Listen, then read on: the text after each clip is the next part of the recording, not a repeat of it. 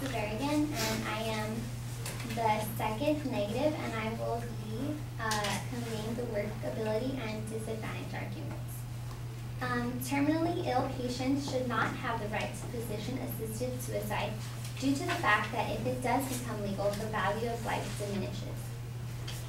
Additionally, physician-assisted suicide violates the integrity of medication and doctors, which in result harms the patient-physician relationship.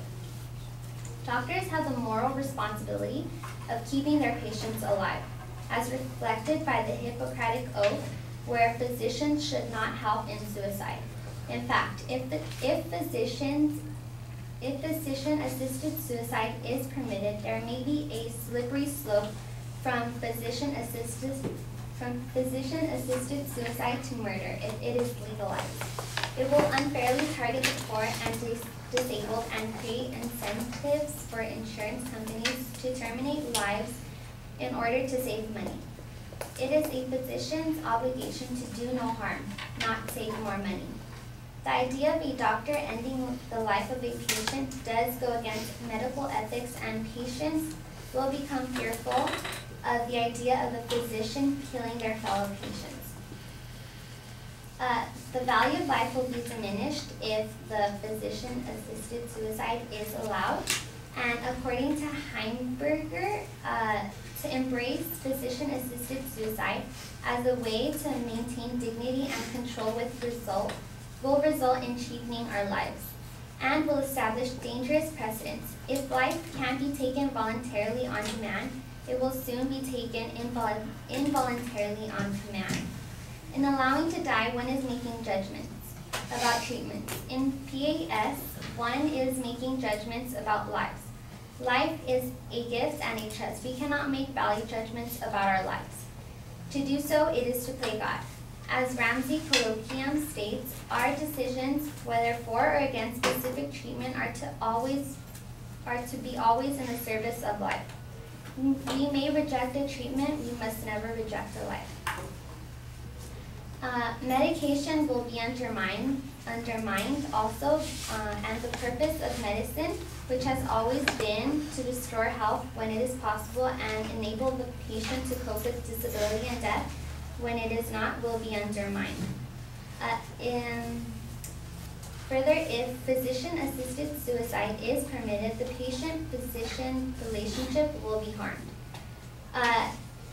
Doctor-patient relationships is ineradicably grounded in trust. It is fundamentally important for patients to trust that the physician will always act in attempting to heal, and not to consider even the possibility of removing the need to heal by killing him. In Dr. Edmonds Pellegrino's words, how can patients trust the doctor will pursue every effective beneficent measure when she can relieve herself of a difficult challenge by influencing the patient to choose death. And as a result of physician-assisted suicide, doctors will easily result to ending life. The more recognized and accessible suicide is, the more likely a person will agree to perform it, especially in a fragile mental and physical state with government, medical, and family approval. Moreover, PAS will help a few and harm many.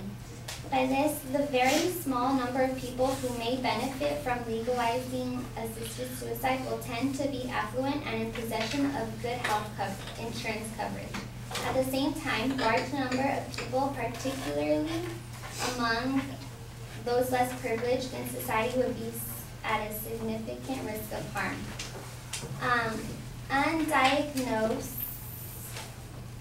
Undiagnosed depression underlies requests for PAS. Suicide requests from people with terminal illness are usually based on fear and depression. Herbert Hendon, medical director of the American Foundation for Suicide Prevention,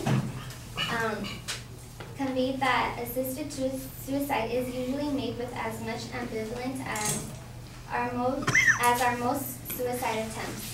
If the doctor does not recognize ambivalence as well as the anxiety that underlie patient's request for death, patient may become trapped by that request and die in a state of unrecognized terror.